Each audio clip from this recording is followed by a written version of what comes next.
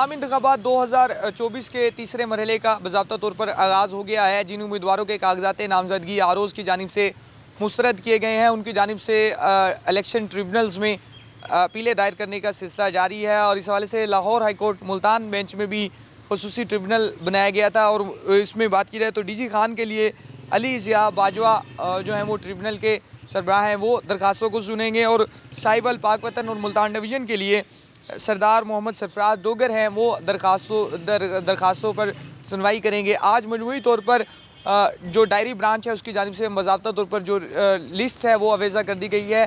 3 उम्मीदवारों की जानिब से इलेक्शन ट्रिब्यूनल से कागजात नामजदगी मुस्तरद करने पर रुजू किया गया है, जिनमें साबिक वफाकी वज़ीर मौसमियाती तब्दीली पाकिस्तान तहरीक इंसाफ से ताल्लुक़ रखने वाली ज़रताज गुल की जानिब से जो अपील है वो दायर की गई है। इसके साथ साथ डीजी खान से ही ताल्लुक़ रखने वाले तहरीक इंसाफ के मोयुद्दीन खोसा की जानिब से दरख्वास्त दायर की गई है। और इसके साथ ही डीजी खान से ही ताल्लुक़ रखने वाला मियाँ इमरान, उनके कागजात नामजदगी को मुस्तरद किया गया था, उनकी जानिब से भी अपील जो है वो दायर की गई है। आज मजमूई तौर पर 3 के करीब जो अपीलें हैं वो दायर हो सकी हैं।